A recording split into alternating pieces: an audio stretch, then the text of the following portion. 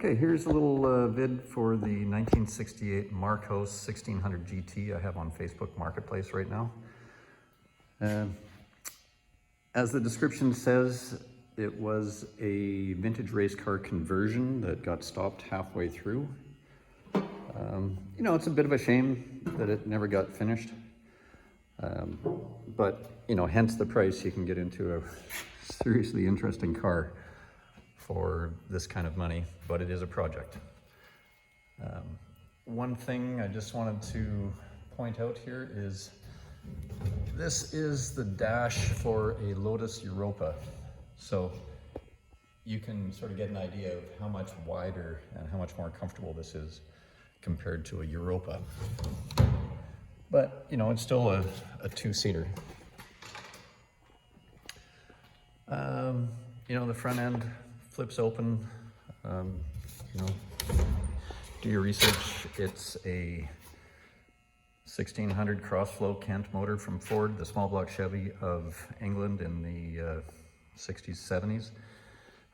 One of the most ingenious and simple clamshell attachments ever. It's easy to adjust. I put this on my own. I didn't need help.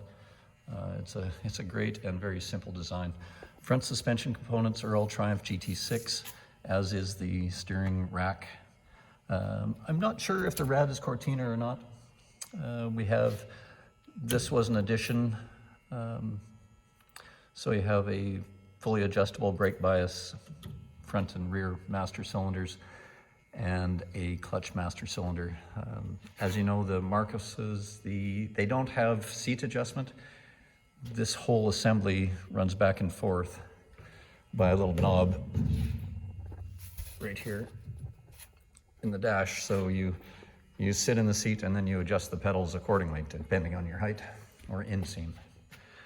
The engine, I purchased it used. The previous owner claimed it had been rebuilt. That's all I can tell you on that. It spins over. I haven't done a compression test on it, nothing. The transmission is a Ford T9 out of like a Ford Sierra or a Merkur XR4. Super short shift throw. There's no play in that whatsoever. It's pretty cool. Interior, if you can see, is 90% there. The biggest part that's missing are the carpets. Oh, and this dash isn't original, obviously. It's just a mock-up that I put in there with two-sided Velcro tape just to mock it up. And the steering wheel is removable for access. Personally, I would put a Triumph GT6 steering column back in with a Triumph GT6 wiring harness, or even a Spitfire would work well, because that's what they came with. Body-wise, the car has never been in a major shunt. It's, you know, typical of 1968 fiberglass with the crazing. Probably the worst of it is right here on the trunk deck lid.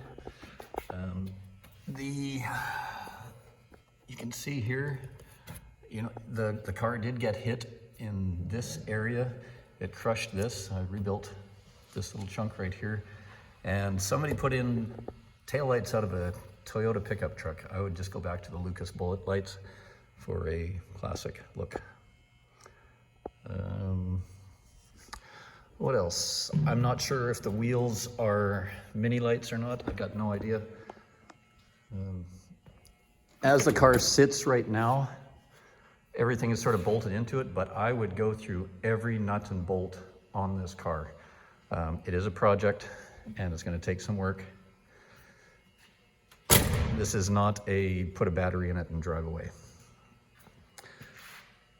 But I have to admit, it is one of the nicest vehicles to work on, especially after working on Lotus products for a while, like the early ones.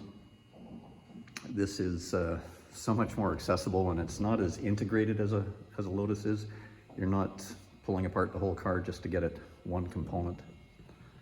All right, I'll pop this thing up so you can take a look at the underside. Oh, and the trunk. I don't know if you can see in there. It is missing the gas tank, which I'm not too worried about. I would just put a fuel cell in it. And all the windows and trim are with the car. You can see here where the roof was chopped off to install the roll cage. I have since removed the roll cage and epoxied the roof in. So it is located properly right now. So that gives you the option. If you wanted to turn it back into a track car or whatever, you just pop that off and put the cage back in.